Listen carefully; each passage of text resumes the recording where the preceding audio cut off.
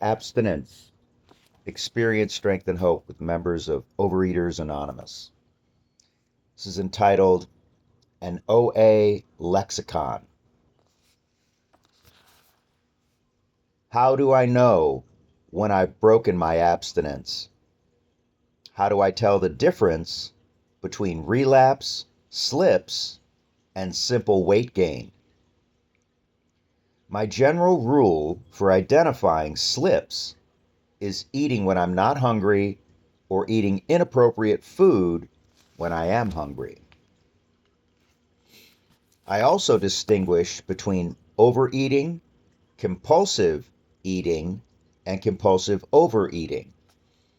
Overeating is when I feel fine, but the food tastes so good I eat more than I need.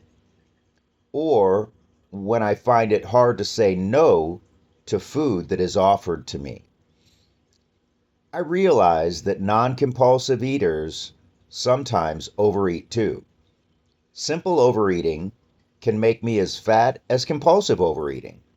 So it's important for me to think of ways I can protect myself against such situations or to counter overeating at one meal by eating less at the next.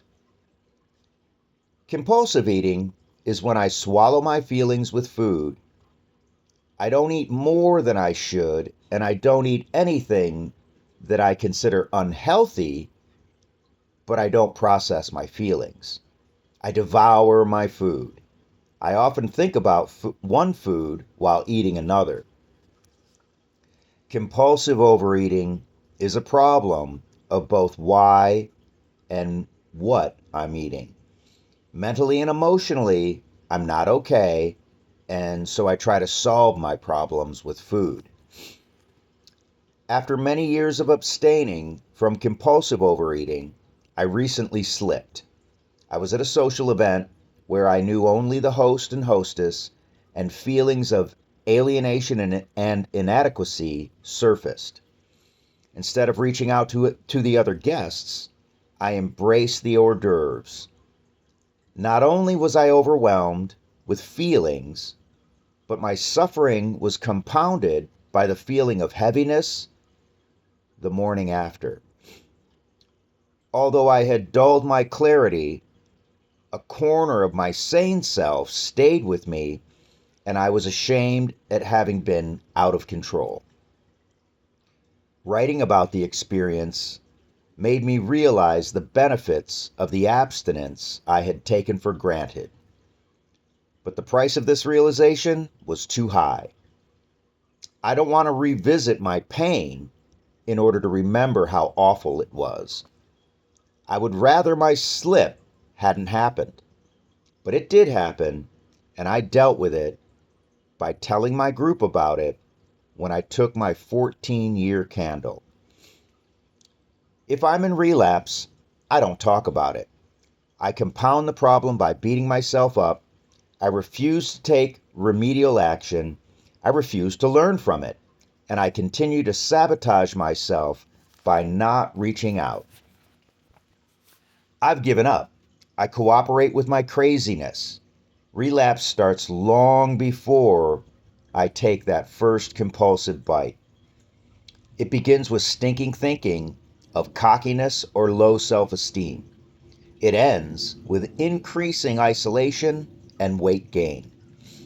Simple weight gain is due to physical causes such as medication or eating something with more calories that I can assimilate. Sometimes it happens when my food intake remains the same, but I curtail my exercise because of sickness or scheduling. Whatever the cause, I deal with it. This comes from a member in Hawthorne, California. It's funny, the first time I read through that, I was like, wait, this sounds like way overcomplicating everything. But the second time, okay, probably not a bad idea to differentiate some ideas here and clarify them. But I mean, in the end, for me, I'm still oversimplifying things, and that my current abstinence is 3 moderate meals a day and nothing in between. And I'm really focusing in on the nothing in between and feeling very successful by getting through a day and only eating 3 meals and nothing in between. Probably the little tweaks that I've been doing over the last week or so is that I'm not doing the meals, I'm not eating and nibbling while I'm preparing food or while I'm cleaning up. Um, those are big. So I'm going to continue working a very simple program.